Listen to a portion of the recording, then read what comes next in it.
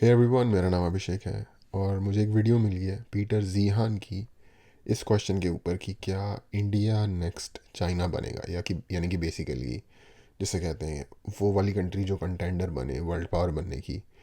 और I don't know उसमें ये वाला क्वेश्चन इंक्लूड है कि नहीं, कि क्या वो मैन्युफैक्चरिंग में भी दुनिया की वर्ल्ड फैक्ट्री बनेगी या जो भी है।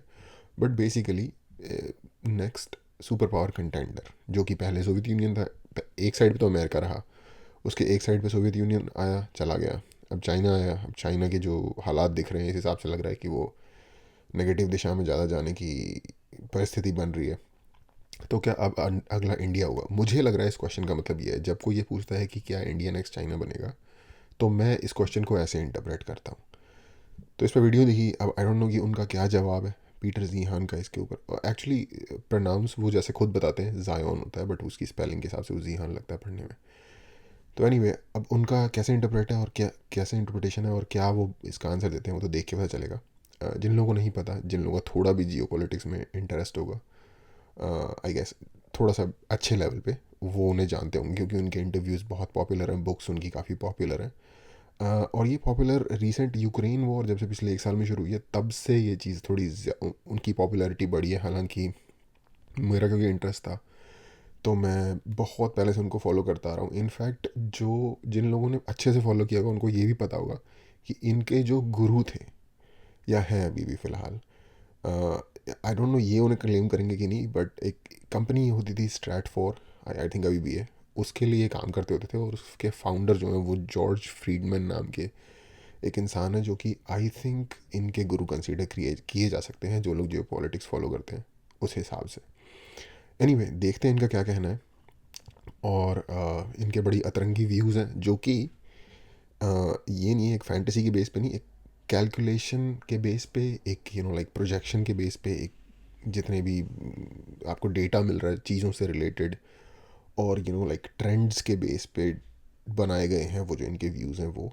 तो शुरू से ही बहुत ही एक्स्ट्रा ऑर्डिनरी क्लेम्स होते थे इनके, लेकिन वो बोथ लाइक एंटरटेनिंग होते हैं और काइंड ऑफ सच भी होना धीरे धीरे शुरू हो गए। To to a large extent, completely नहीं, कम्प्लीटली कोई भी नहीं बता सकता, लेकिन टू अ लार्ज एक्सटेंट सही होना शुरू हो गए। और क्योंकि वो सही होना शुरू हो गए, इसी वजह से इनकी पॉपुलैरिटी बढ़ी है रिसेंट टाइम्स में। तो देखते हैं इनका क्या कहना है, और साथ में कुछ इंटरेस्टिंग बात करेंगे। Hey everybody, Peter Zine here, coming to you from the great golf golf course course. wilds of Ojai, California. Today I wanted to do something that a lot of folks have been asking for a while and talk about India. So this is kind of like half in the demographic series, half on its own.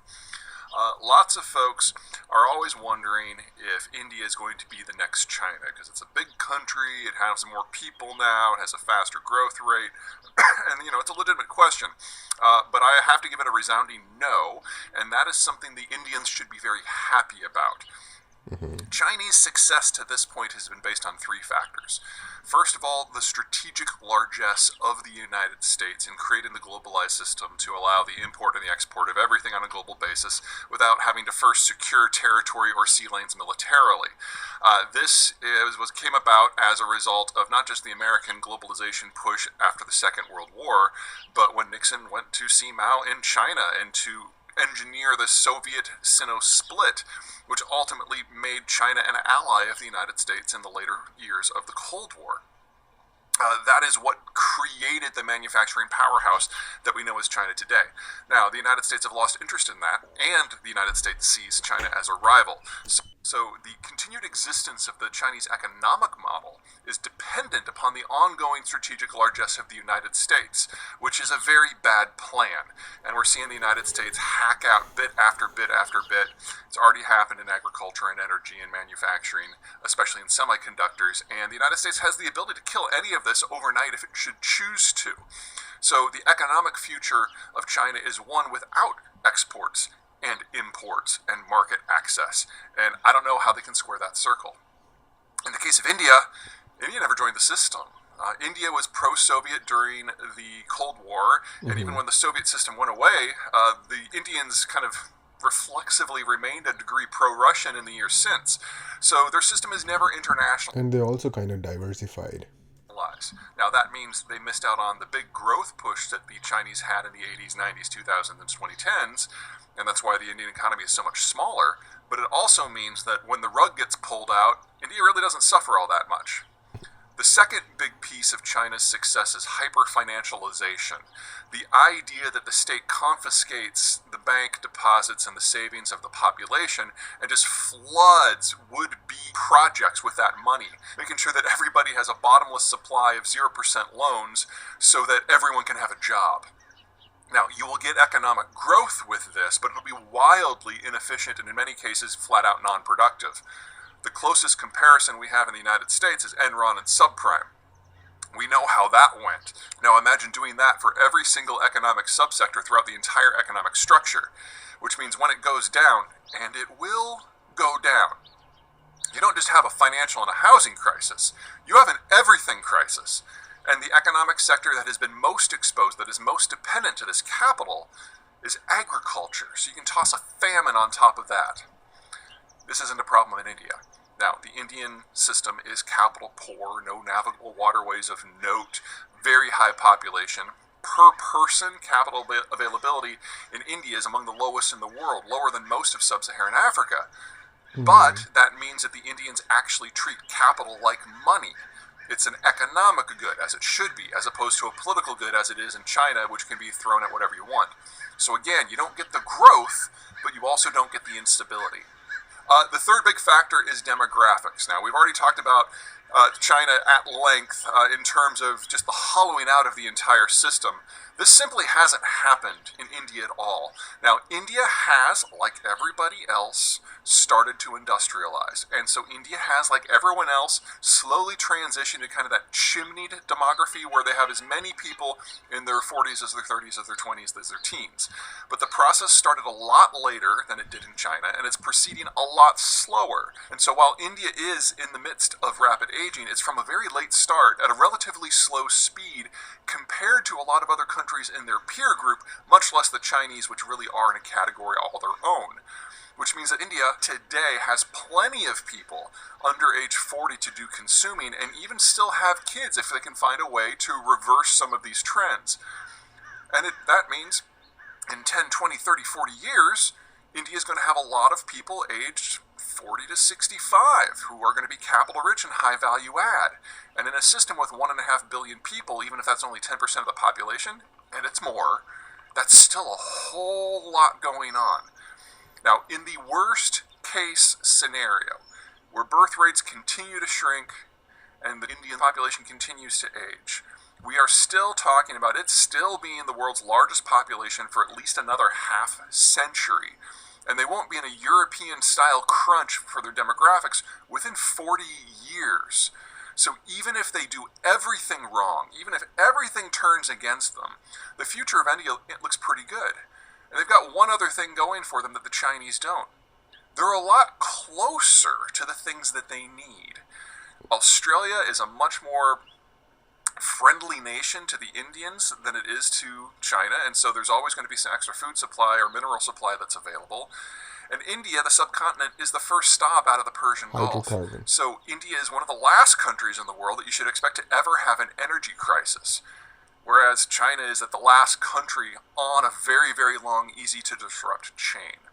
So all of the normal issues that we think about when we think of India, inefficiency, women's rights issues, what that means for their economic growth, the fact that Pakistan is right there, these are all relevant along with corruption. These are things we should worry about. But they're an order of magnitude less than the problems that are plaguing China now, and they're all survivable. There are solutions that the Indians can come up, and even if they can't, they can cope with these as they continue to grow.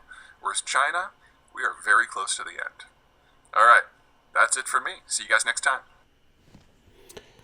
Okay, तो अगर बहुत ही simple उसमें बोला जाए तो उन्होंने ये कहा कि जो इंडिया है क्या वो नेक्स्ट चाइना बनेगा, इसका जवाब है नहीं. और ये एक अच्छी चीज़ होगी इनके हिसाब से कहना. और अगर कोई मुझसे भी सिर्फ ये क्वेश्चन पूछे ना बाय इटसेल्फ कि क्या ये होगा, तो मैं कहूँगा बहुत अच्छी चीज़ है, हमें नहीं बनना चाहिए, क्योंकि चाइना एक डिक्टेटरशिप है. डिफरेंट रीजंस की वजह से, क्योंकि चाइना एक डिक्टेटरशिप है. वहाँ के लोगों के पास उस तरीके के राइट्स नहीं है अपने फ्रीडम को एक्सरसाइज करने के जिस तरीके के इंडिया के पास है। हाँ, इंडिया में बहुत सारी कमियाँ हैं चाइना के मुकाबले, लॉ एंड ऑर्डर से रिलेटेड या सेफ्टी से रिलेटेड या दूसरी चीज़ें।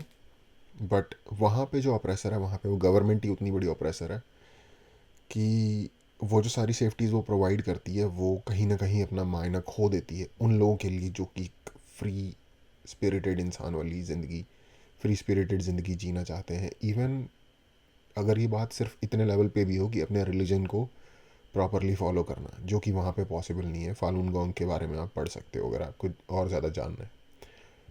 ये वो एक ग्रुप था वहाँ का जिसको सबसे ज़्यादा प्रोसिक्यूट किया गया, परसिक्यूट किया गया। इसके अलावा बुद्धिस्ट को भी और क्रिश्चियंस को भी डिफरेंट तरीके से किया जाता है। बट एनीवे, जो रीजंस इन्होंने दिए हैं उन पे बात कर लेते हैं। पहला रीज़न उन्होंने ये दिया कि चाइना की जो ग्रोथ हुई है ना, जो मीटियोरिक ग्रोथ चाइना की हुई है, वो ग्रोथ हुई है एक फ्रेमवर्क में जो कि यूएसए ने क्रिएट किया है, जिसमें कि फ्री सी या फिर ocean, free oceanic travel trade का जिसकी सिक्योरिटी यूएसए प्रोवाइड करता है।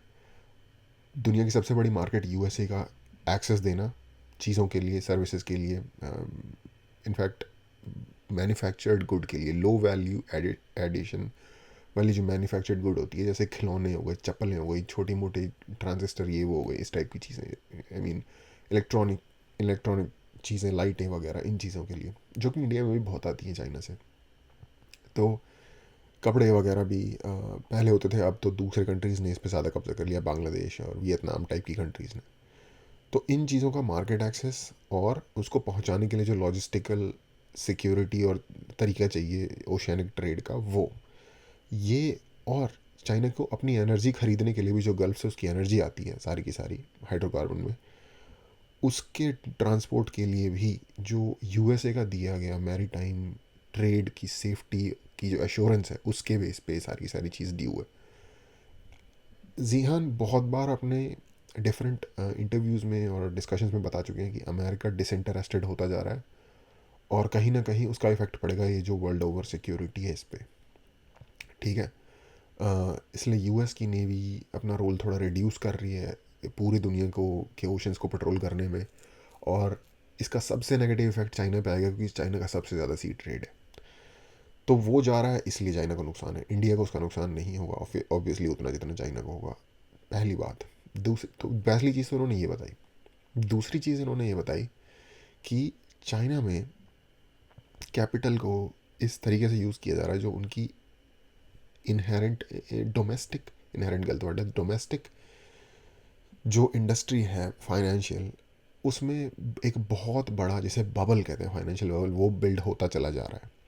जैसे कि अमेरिका में सब प्राइम लोन का हुआ था 2008 में, उसका उन्होंने एग्जांपल दिया, या एनरॉन एक कंपनी है उसका इन्होंने एग्जांपल दिया। ये वहाँ पे होता जा रहा है। और आपने बहुत सारी डॉक्यूमेंट्री, होपफुली जो लोग भी इंटरेस्टेड होंगे चाइना में, आई एम प्रीटी श्योर उन लोगों ने बहुत सारी डॉक्यूमेंट्रीज इस बारे में देखी होंगी कि कैसे चाइना में हज़ारों, शायद हज़ारों में, सैकड़ों नहीं तो हज़ारों, आई मीन हज़ारों नहीं तो एटलीस्ट सैकड़ों घोस्ट सिटीज़ हैं in the middle of nowhere, जहाँ पे बड़ी बड़ी हाई राइज अपार्टमेंट बनी हुई हैं और उस सिटी में लाखों लोगों के रहने की जगह है और वहाँ सैकड़ों में लोग रह रहे हैं। वो सारे अपार्टमेंट खाली पड़े हैं, कंस्ट्रक्शन अबैंडन्ड है, इन बिटवीन छोड़ दी गई है। बाहर से आप देखोगे तो आपको बिल्डिंग प्रॉपर दिखेगी, पेंट वेंट किया हुआ, बट थोड़ा सा जैसे ध्यान से देखोगे तो खिड़कियाँ टूटी हुई हैं या फिर खिड़कियाँ एग्जिस्ट नहीं करती।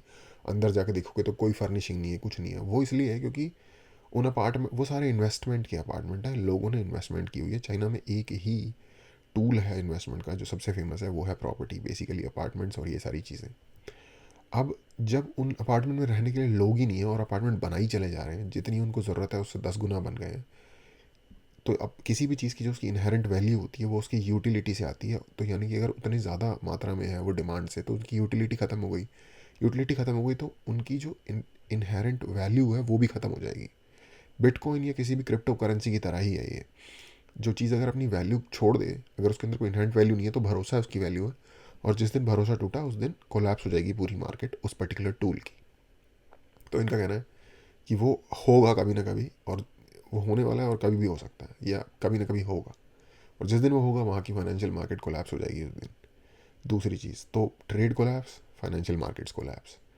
तीसरी चीज़ इन्होंने ये कही कि चाइना का और ये इस बात को भी उन्होंने काफ़ी बार अपनी बातों में रिपीट किया हुआ है अपने डिस्कशंस में, कि चाइना का जो डेमोग्राफिक स्ट्रक्चर है वो कोलैप्स होना नहीं वाला, वो कोलैप्स हो चुका है।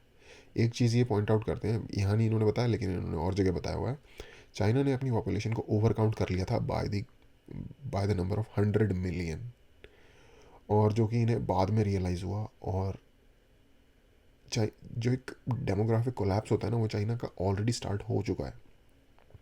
ऑफ कोर्स डेमोग्राफिक इफेक्ट जो होते हैं वो डेकेड्स के बाद देखने को मिलते हैं। तो अगर ये कह रहे हैं कि अभी वो हो चुका है तो उसके इफेक्ट्स हमें देखने को मिलने शुरू हो जाएंगे, may be with in a decade, may be more than that, ऐसा मुझे लगता है, और इनकी बातों से ऐसा समझ में आता है।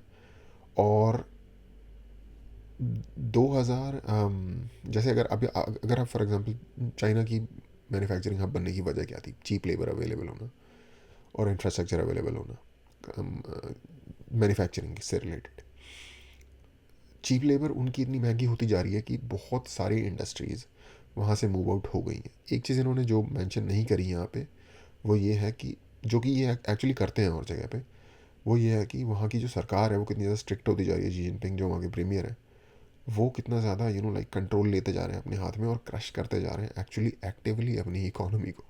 ऐसे नियम बना बना रहे हैं वो लोग, और आई डोंट नो क्यों बना रहे हैं, उनकी अपनी कोई मंशा होगी इसके पीछे। आई गेस कंसोलिडेट कर रहे हैं अपनी पावर को या वट एवर जो भी है, और उसका जो फाइनेंशियल नुकसान होगा उससे उनको इतना ज़्यादा फ़र्क नहीं पड़ता। तो ये इन्होंने 3 मेजर चीज़ें बताई हैं जो जो कि है। और उसके बाद इन्होंने बताया कि कैसे इंडिया में लाइक कैपिटल इतना ज़्यादा नहीं है, बट ये अच्छी बात है, क्योंकि अगर कम कैपिटल है तो लोग यानी कि उसको प्रॉपरली हैंडल करते हैं, लाइक उसको एक टूल की तरह हैंडल नहीं करते दूसरे एंड्स को गेन करने के लिए, जिसकी वजह से यहाँ की मार्केट स्टेबल है। और हाइड्रोकार्बन हमारे राइट नेक्स्ट है गल्फ़, तो हमें उसको एक्सेस करने के लिए यूएस की नेवी पर डिपेंड नहीं होना पड़ रहा। बीच में कोई इतनी बड़ी पावर नहीं है जो हमें दिक्कत दे, कोई इतनी बड़े पायरेट्स वगैरह हमें दिक्कत नहीं दे सकते। हमारी हमारी खुद की नेवी ही हमारी सीलियंस को जो कि आपूर्ति करती है हाइड्रोकार्बन की गल्फ से। हाइड्रोकार्बन मतलब फ्यूल से रिलेटेड जो ऑयल होते हैं वो, उनकी सप्लाई को, उनकी सेफ सप्लाई को इंश्योर करने के लिए हमारी खुद की नेवी काफ़ी है। तो हमें वो वाले डेंजर्स नहीं है जो चाइना को हैं, क्योंकि चाइना जाने के लिए बीच में बहुत सारी चीज़ें आती हैं। स्ट्रेट ऑफ मलक्का आता है, पूरा का पूरा साउथ ईस्ट एशिया आता है, जिससे कि चाइना ने दुश्मनी मोल ले रखी है, और ये उनको पता है, इसीलिए उन्होंने सीपैक बिल्ड करना 10 साल पहले से शुरू कर दिया था। एनीवे तो एक चीज़ इन्होंने ये बोली। दूसरी चीज़ इन्होंने ये भी बताई कि बहुत सारे मिनरल्स वगैरह जो हैं वो हम ऑस्ट्रेलिया से लेते हैं। ऑस्ट्रेलिया भी हमारे साथ एक अच्छे रिलेशनशिप में है, और उनके साथ अगर हमें मैरी टाइम लिंक्स बनानी हो तो उसमें भी हमारी सेफ्टी के लिए कोई ज़्यादा दिक्कत नहीं है, वो पास भी है हमारे। तो ये सारी चीज़ें इन्होंने बताई कि आपको खुश होना चाहिए कि आप चाइना नहीं हो नेक्स्ट, क्योंकि इन्होंने इस तरीके से इस क्वेश्चन को लिया। मैंने जैसे कि शुरू में डिफाइन किया था कि जब कोई ये क्वेश्चन पूछता है तो ए इंपॉर्टेंट है आंसर के साथ साथ कि वो उसका इस क्वेश्चन से क्या मतलब है। तो आई एम प्रीटी श्योर जो मतलब मैंने लिया था इस क्वेश्चन से, इन्होंने वो मतलब नहीं लिया। इनका ये मतलब था बेसिकली उस क्वेश्चन से कि क्या इंडिया भी नेक्स्ट मैन्युफैक्चरिंग हब बन जाएगा दुनिया का, यू नो।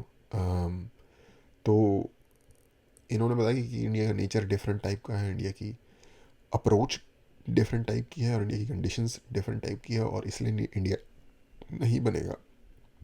और ये कोई नेसेसरीली बुरी बात भी नहीं है इंडिया के लिए, और मैं प्रेटी मच अग्री करता हूँ इस बात से। और मैं कुछ दूसरे रीजंस भी हैं जिनकी वजह से इस बात से अग्री करता हूँ। पर मैं ये एक चीज़ ज़रूर कहना चाहूँगा यहाँ पे कि मैन्युफैक्चरिंग इंडिया में जितनी ग्रोथ हो सके उतनी ज़रूरी है और अच्छी है, और ज़रूरत है हमें उसकी, वो बढ़िया बात होगी एक उसके लिए। उसका रीज़न ये है क्योंकि जिस लेवल पे मैन्युफैक्चरिंग एम्प्लॉयमेंट प्रोवाइड कर सकती है यूथ को, उस लेवल पे और किसी चीज़ के लिए प्रोवाइड करना उतना ईजी नहीं होता। मैन्युफैक्चरिंग में बंदे लगते हैं ज़्यादा, ये by the nature of things ये चीज़ एग्जिस्ट करती है। तो यूथ को एम्प्लॉयमेंट प्रोवाइड करने के लिए उसकी ज़रूरत है, और इंडिया में जितनी मात्रा में यूथ है, अगर उनको प्रॉपरली एम्प्लॉयमेंट ना प्रोवाइड की जाए तो वो अपने आप में एक इंटरनल खतरा हो जाएगा कंट्री के लिए। तो उस चीज़ को बैलेंस आउट करने के लिए मैन्युफैक्चरिंग की इंडिया में ज़रूरत है। और ऑफ कोर्स उससे हमारा इंपोर्ट भी घटेगा, और लाइक इंपोर्ट एक्सपोर्ट का जो इम्बैलेंस है हमारा चाइना वगैरह जैसी कंट्रीज़ के साथ, वो बैलेंस होगा।